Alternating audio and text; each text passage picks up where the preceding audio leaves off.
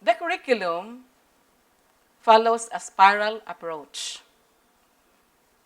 The content builds on the different subjects and increases in complexity. And speaking of the subjects, we have the following learning areas.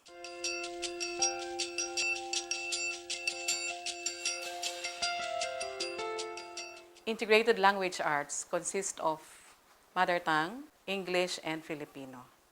These focus on the development of literacy and numeracy skills and learning of concepts in the mother tongue from grades 1 to 3, and later will transfer to the second language, namely Filipino and then English. The macro skills like listening, speaking, reading, writing, and viewing will be spirally done across the grade levels and across the languages. The ultimate goal is communicative competence, both oral and written, in 3 languages. For science, the overarching goal is to develop scientific literacy among the students so that they will become informed and participative citizens of the country. In a way, they can make judgment and decisions regarding applications of the scientific knowledges that they have learned from the school across the social, the health, and environment. The science curriculum promotes a strong link between science and technology, including indigenous technology, keeping our country's cultural uniqueness and peculiarities intact. For elementary mathematics, basic concepts and ideas, skills and processes on numbers and number sense, geometry, measurement, patterns and algebra, probability and statistics as enlist, using appropriate technology in critical thinking, problem solving, reasoning, communicating, making connections, representations, and decisions in real life. Ang araling panlipunan, ito ay isang asignatura na nagtuturo ng mga konsepto sa pananagutang pangsarili, pamilya, kapwa, bansa o daigdig, at Diyos. Pananagutan para sa kabutihang panlahat upang mamuhay ng may kaayusan, katiwasayan, kaunlaran tungo sa kaligayahan ng tao. Edukasyong pantahanan at pangkabuhayan develops knowledge, skills, values, and attitude in agriculture, entrepreneurship, information communication technology, home economics, and industrial arts that can help improve self, family, and community life, considering sustainable development. The music program focuses on the learner as the recipient of the knowledge, skills, and values necessary for artistic expression and cultural literacy. The curriculum design is student-centered, based on spiral progression and grounded in performance-based learning. Thus, the learner is empowered through active involvement and participation to effectively correlate music and art to the development of his or her own cultural identity and expand his or her vision of the world. The art program provides our Filipino learners with art experiences that include recognizing, creating, and appreciating, and critiquing their own artistic works and works of others. From kindergarten, art instruction begins with creative exploration of art materials, concepts, and processes found in the Philippines and in other countries. It continues to develop the student's imagination and individual expression and inquiry into the aesthetic qualities of his work and the work of others.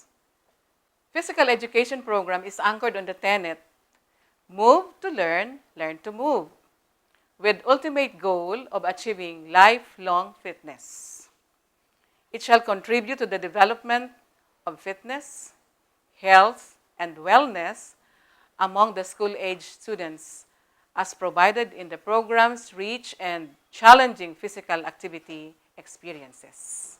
The health program, or the health component of MAPE, from kindergarten to grade 6, focuses on the physical, mental, emotional, social, moral, and spiritual dimensions of health and enables the learners to acquire essential knowledge, attitudes, and skills necessary to promote good nutrition, prevent and control diseases and substance use and abuse, and reduce health-related risk behaviors to prevent and control injuries, with the end in view of maintaining and improving personal, family, community, national, and global health.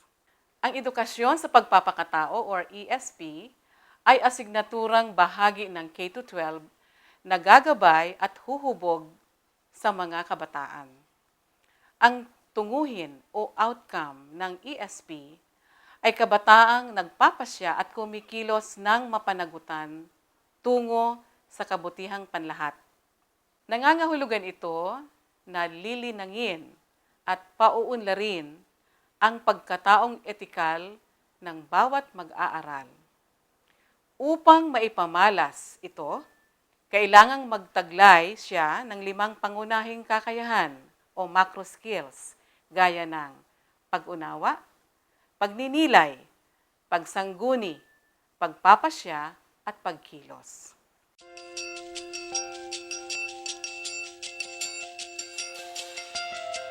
The medium of instruction to be used by teachers in managing the lessons would be the mother tongue, except for English and Filipino, from kindergarten to grade 3.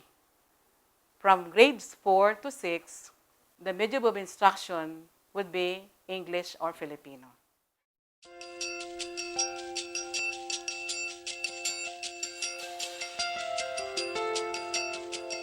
The time allotment per subject area varies. For the languages, it could be 40 to 30, especially so for English, where English will be taught or introduced in the curriculum as a subject in the second semester, which will be focusing on the oral fluency. But for mathematics and Araling Panlipunan, it might be for 40 and 50 minutes per session. The schools are encouraged to enrich their curriculum. They may provide additional time for remediation or enrichment activities for the subjects.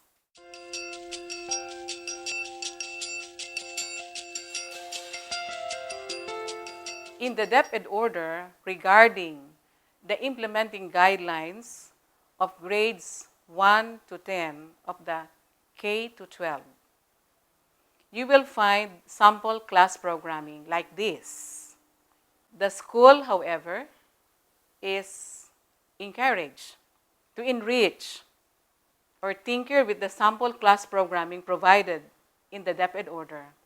They may enrich by way of increasing the time allotment or enriching the content of the lesson.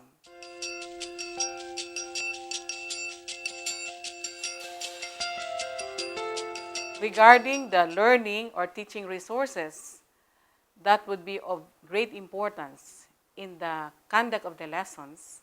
I would like to inform our listening grade 1 teachers that they can make use of existing materials in their schools.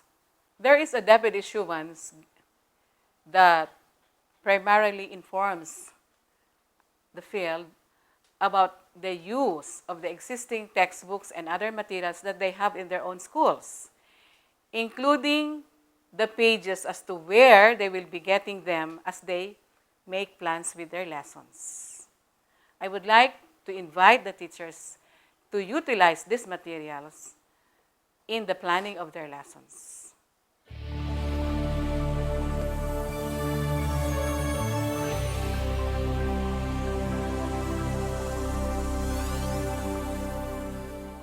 At the opening of classes in June 2012, we will be rolling out the first parts of the curriculum for grade 1 and grade 7. This is not a perfect curriculum. There's much for us to work on. There will be many learning curves that we will need to meet and challenges to still be able to resolve. But I think with your help, we will be able to roll out a program that we can keep improving over the next 4 or 5 years. Maganda po ang ating K-12 program. Ito po ay ginawa ninyo para sa Pilipino. Ito po ay likha ng mga Pilipino para sa kapwa Pilipino. Pero ang ating pong curriculum ay tatapat kahit saang bahagi ng mundo.